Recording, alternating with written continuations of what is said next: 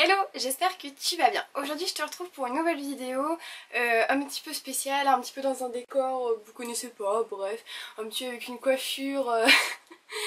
Non, on oubliera cette coiffure et cette tête, d'accord? Aujourd'hui je vous retrouve pour une story time, donc c'est à dire qu'on est un petit peu tranquillou entre nous. Et aujourd'hui je vais vous raconter ma pire chute de cheval.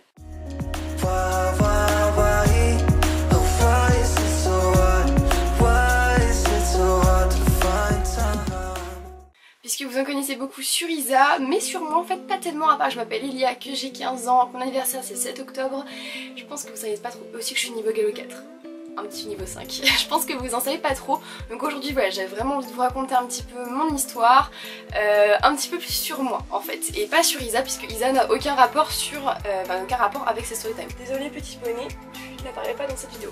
Alors je vous en ai un petit peu parlé dans une vidéo, puisque suite à cette chute, je n'avais pas pu faire de vidéo pendant près de 2 mois. Donc c'était il y a 1 an et 1 mois, donc début septembre, c'était la reprise des cours d'équitation pour moi, comme pour vous d'ailleurs. Et donc pour ce cours de reprise j'avais pris Apollo. Donc Apollo, je vous mettrai une petite photo parce que j'ai plein de photos d'Apollo. Donc j'avais déjà pris quelques fois en extérieur. Bon, ça s'était relativement bien passé, on va pas rentrer dans les détails sur ces extérieurs là. Bon, mis à part qu'il m'avait embarqué une fois dans un champ, ça s'était bien passé. J'avais jamais chuté d'Apollo bien évidemment. Donc bon, j'étais plutôt confiante, et en plus comme j'étais toute seule à monter, ma monitrice avait dit qu'elle, enfin du coup elle avait décidé de monter avec moi en fait. Elle avait pris Sirette, donc on montait toutes les deux. Et on avait prévu de faire une petite séance de saut d'obstacle. Voilà, donc une petite séance tranquillou, on y va pépère. C'était ma deuxième, en fait à l'époque je faisais cours le lundi et le mardi. Aujourd'hui on était mardi, et voilà, le lundi c'était très bien passé. Donc voilà, j'étais super contente, aucun stress pour Apollo. Et donc Apollo il a une petite particularité, c'est que de l'œil il me semble gauche, si je dis pas de bêtises. J'ai peur de dire une grosse connerie. Donc c'est à dire que de l'œil gauche il ne voit rien. Donc du coup il voit que d'un œil. Donc vous imaginez bien un cheval qui est beaucoup plus sur la défensive, très peureux, voilà.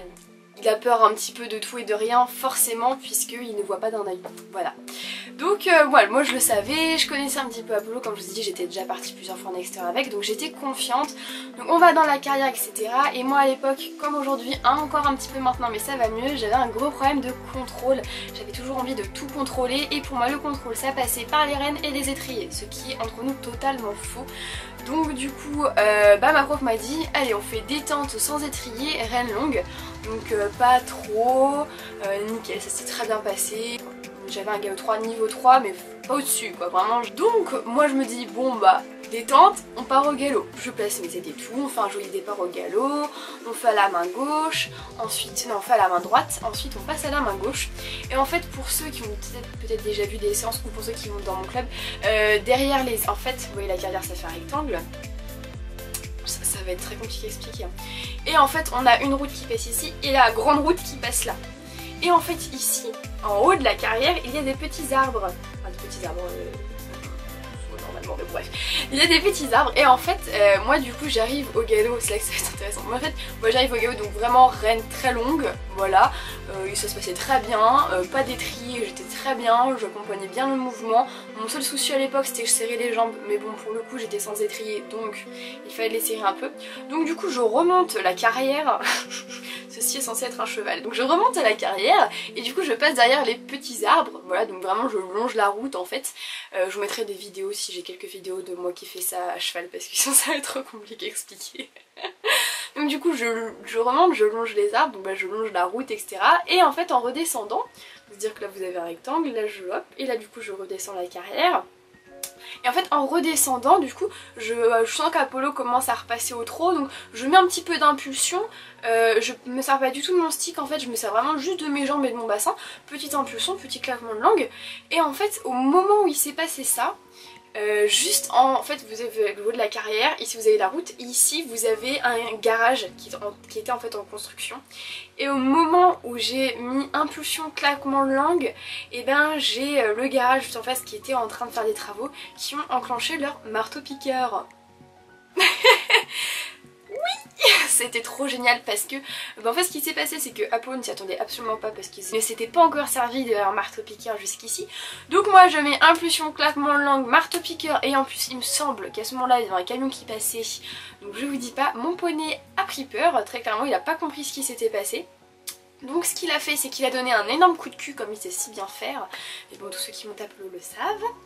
Il s'est donné des bons coups de cul quand même. Donc il a donné un bon coup de cul en accélérant, ce qui fait que ça en fait m'a projeté en avant parce que j'avais pas une bonne assiette. J'avais pas une bonne assiette, ce qui fait que ça m'a projeté en avant tellement que je m'y attendais pas. Et du coup je me suis complètement retrouvée collée à l'encolure. En tout cas moi c'est le souvenir que j'en ai, ça se trouve ça s'est pas du tout passé comme ça. En tout cas moi c'est vraiment le souvenir que j'en ai, ça m'a vraiment projeté sur l'encolure en fait. Et il a redonné un coup de cul, donc je me suis vraiment étalée sur l'encolure en fait. Je me tenais comme je pouvais avec la crinière et c'est...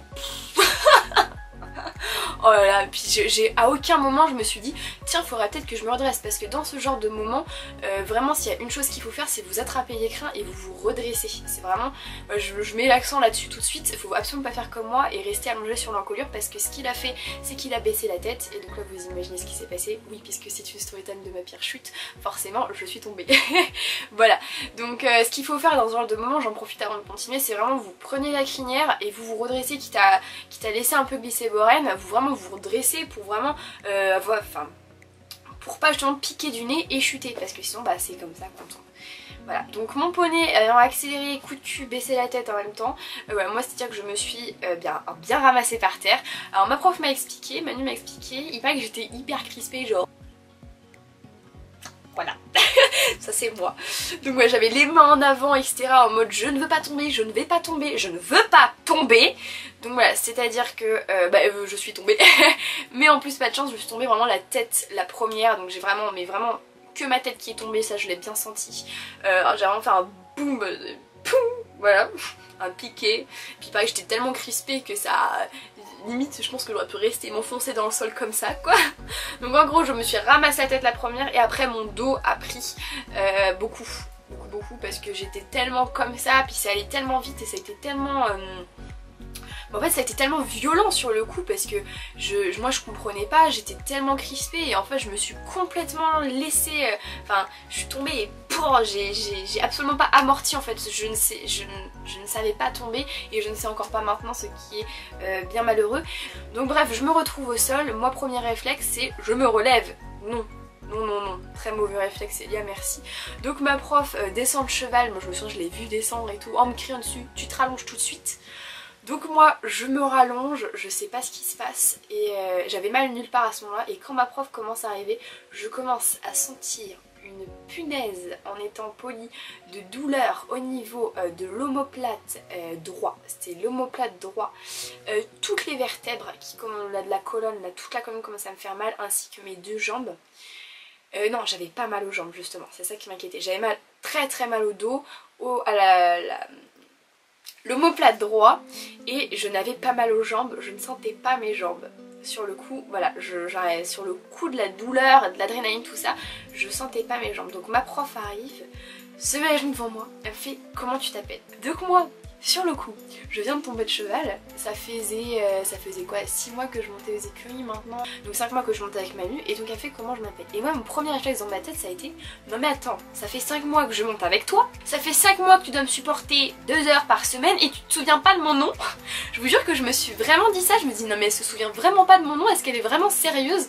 Et du coup elle m'a dit comment tu t'appelles? J'ai fait bah Elia. C'est en mode mais t'es débile, il fait oui, Elia.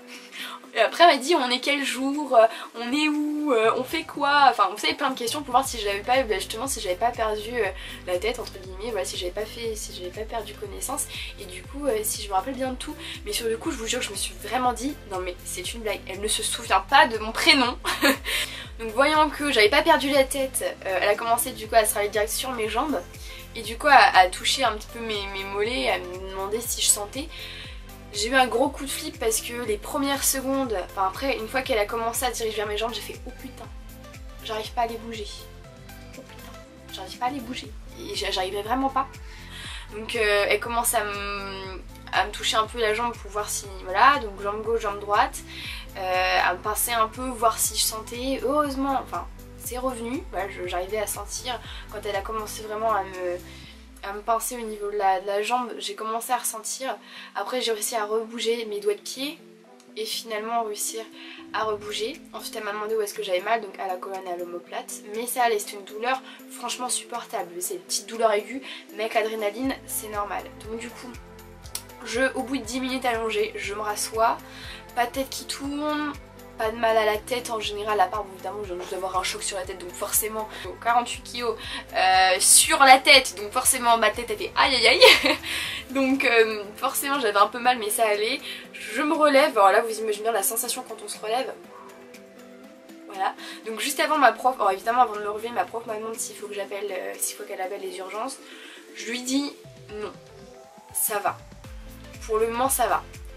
Et je vous avoue que je regrette. J'aurais dû lui dire oui, appelle les urgences. Franchement j'aurais dû le faire parce que j'étais comme tombée sur la tête. J'avais mal quand même à la colonne vertébrale. Sur le coup j'avais pas tellement senti mes jambes. C'est en rentrant chez moi que je fais j'aurais dû lui demander d'appeler les urgences. Donc du coup je me relève, elle me ramène en me tenant parce que je tenais, enfin j'étais complètement perturbée. Le fait de remarcher ça m'a fait vraiment très bizarre. Le fait de marcher me faisait très mal aux vertèbres en fait. Elle appelle mon père qui vient me chercher, donc il me demande où est-ce que j'ai mal. Ça allait encore, la douleur commençait à arriver, mais en fait je me suis très vite rendu compte dans le clubhouse quand du coup elle allait chercher mon cheval qui était tranquille un peu en train de manger de l'herbe au fond de la carrière, voilà. Je me suis très vite rendu compte que je ne pouvais absolument pas bouger la tête, c'est-à-dire que rien que faire ça me faisait super mal. Donc évidemment vous imaginez baisser, je pouvais pas baisser ma tête, la lever pas possible et la tourner de ce côté là je pouvais à peine, voilà, je pouvais faire ça quoi en gros. Et je pouvais vraiment pas la lever, enfin je me souviens c'était atroce parce que sinon une douleur à hurler, vraiment une douleur à hurler. Donc du coup je bougeais pas ma tête. Rendez-vous dans la foulée chez l'ostéo parce que ma mère étant une amie de l'ostéo, elle lui raconte ce qui s'est passé, mon ostéo me dit, et elle dit bah venez tout de suite en fait parce que là choc sur la tête, gros choc, mais on va pas attendre trop longtemps en fait pour agir tout de suite. Donc je dis ok, demain rendez-vous chez l'ostéo, donc là du coup je me dis je vais me reposer cet après-midi, je passais l'après-midi toute seule. Oui je passais l'après-midi toute seule en plus, on était mardi donc oui.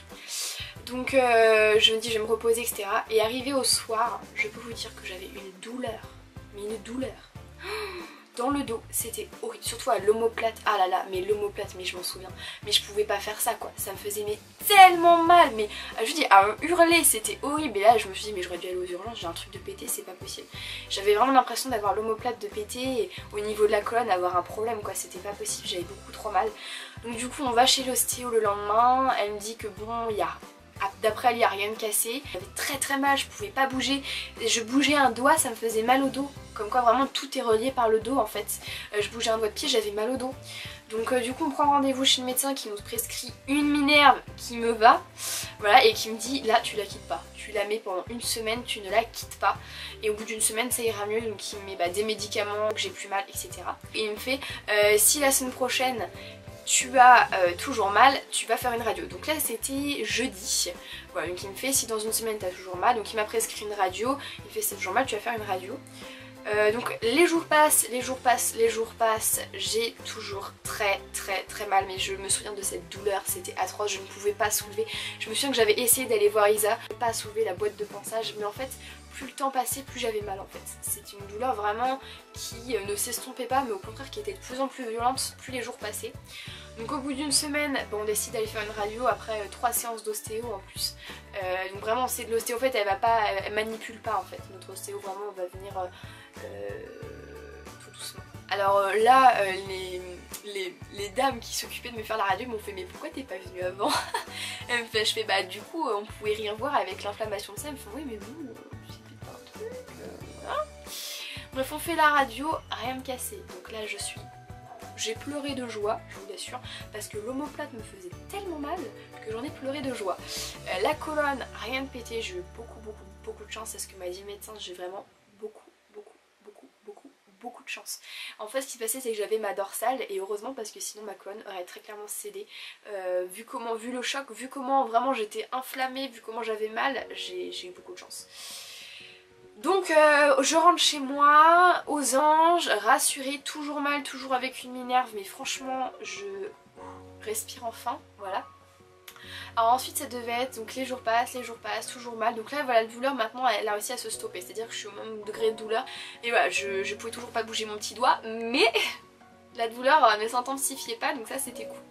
Alors ensuite ça devait être genre 2 semaines après, parce que du coup on m'avait dit si t'as toujours mal dans 2-3 semaines, IRM. Donc là au bout d'un mois j'étais toujours dans mon canapé, je ne pouvais rien faire, donc forcément j'allais pas voir Isa.